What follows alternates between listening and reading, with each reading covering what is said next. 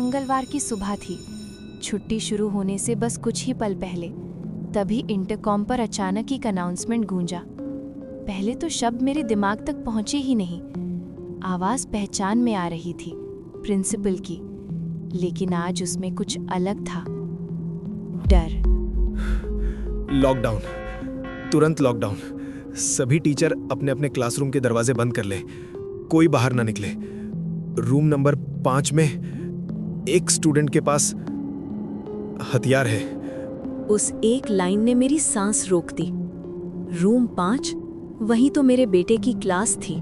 मैं पिछले 1 साल से स्कूल में पढ़ा रही थी, लेकिन कभी सोचा भी नहीं था कि इसी कैंपस के अंदर मुझे अपने बच्चे की जान के लिए डर लगेगा। दिमाग में हर भयानक तस्वीर घूमने लगी। मेरा 10 साल का बेटा डरा हुआ, सहमा हुआ, शायद अपनी जगह से हिल भी ना पा रहा हो, एक हथियार बंद बच्चे के साथ फंसा हुआ। मैं खुद को रोक नहीं पाई।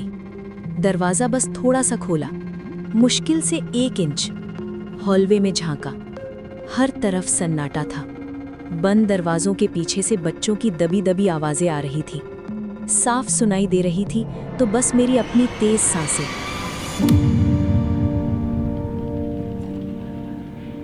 मुझे पता था कि जो मैं करने जा रही हूं वो हर सेफ्टी ट्रेनिंग के खिलाफ था, लेकिन वो मेरा बच्चा था।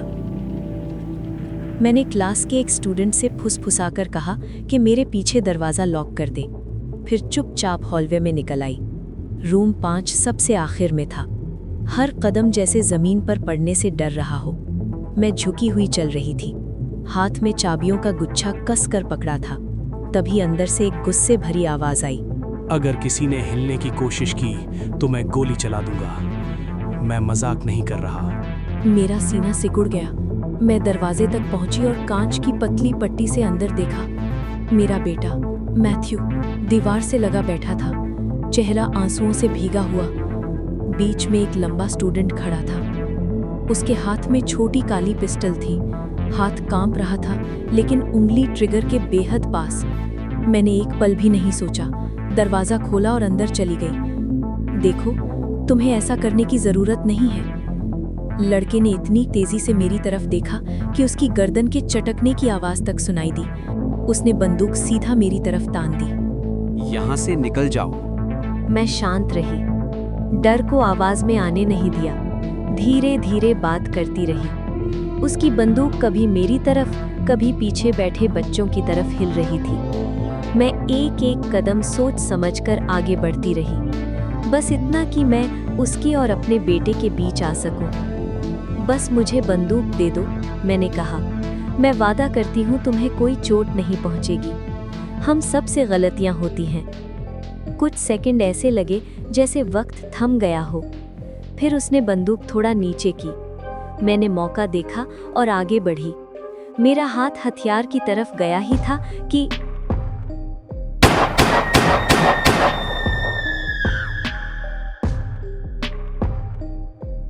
गोली की आवाज पूरे कमरे में गूंज गई। बच्चे चीखने लगे, कोई रो रहा था, कोई चिल्ला रहा था। मेरे शरीर में तेज जलन दौड़ गई, गर्म खून का एहसास। आंखों के सामने सब धुंधला होने लगा। मैं घुटनों के बल झुक गई। मैंने मैथ्यू की चीख सुनी। धुंधली नजर में देखा, 2 पुलिस ऑफिसर उस लड़के को जमीन पर दबाए हुए थे। हथकड़ी लग चुकी थी। दर्द के बीच भी मुझे सुकून मिला। फिर मुझे अपने बेटे के छोटे छोटे हाथ महसूस हुए। मॉम, नहीं, प्लीज मत जाओ, मुझे छोड़कर मत जाओ। उसकी टूटी हुई आवाज मेरे लिए गोली से भी ज्यादा दर्दनाक थी। मुझसे बात करो, मैं वादा करता हूँ सब्जियां भी खाऊंगा, होमवर्क भी पहले करूंगा। मुझे आपकी जरूरत है।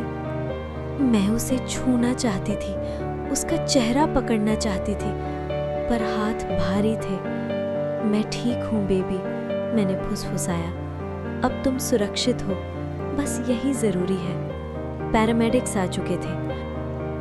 मुझे स्ट्रेचर पर रखा गया। मैथ्यू ने मेरा हाथ तब तक नहीं छोड़ा जब तक किसी ने वादा नहीं किया कि वो मेरे साथ जाएगा। बाहर ले जाते वक्त मैंने उस लड़के को देखा, खाली नजरों के साथ, जैसे उसे खुद समझ नहीं आया हो कि उसने क्या कर डाला। मेरा ध्यान फिर अपने बेटे पर गया, जो मेरा हाथ ऐसे पकड़े था जैसे वही मुझे जिंदा रखे हुए हो। मैं बच गई। डॉक्टरों ने कहा गोली किसी अहम जगह से नहीं लगी, लेकिन बस 1 इंच और होती तो कहानी यही खत्म हो जाती। आज भी मेरा बेटा लाइट जलाकर सोता है। कभी कभी आधी रात को उठकर देखता है कि मैं सांस ले रही हूँ या नहीं। लोग पूछते हैं कि मैं अपने क्लासरूम में क्यों नहीं रुकी। जवाब बस इतना है, जब आपका बच्चा खतरे में हो तो कोई नियम आपको नहीं रोक सकता। आप दीवारें तोड़ देंगे, बंदूक के सामने खड़े हो जाएंगे, गोली भी खा लेंगे, अगर इससे आपके बच्चे को 1 और दिन की जिंदगी मिल जाए। यही बात लोग नहीं समझते। पेरेंट्स के लिए लॉकडाउन अलर्ट एक प्रक्रिया नहीं, एक डरावने सपने की शुरुआत होता है। मैं खुशकिस्मत थी, मेरा बच्चा उस दिन अपनी माँ के साथ घर लौटा। लेकिन बहुत से माता पिता को वो चमत्कार कभी नहीं मिलता, क्योंकि ऐसी घटनाएं सिर्फ जान नहीं लेती,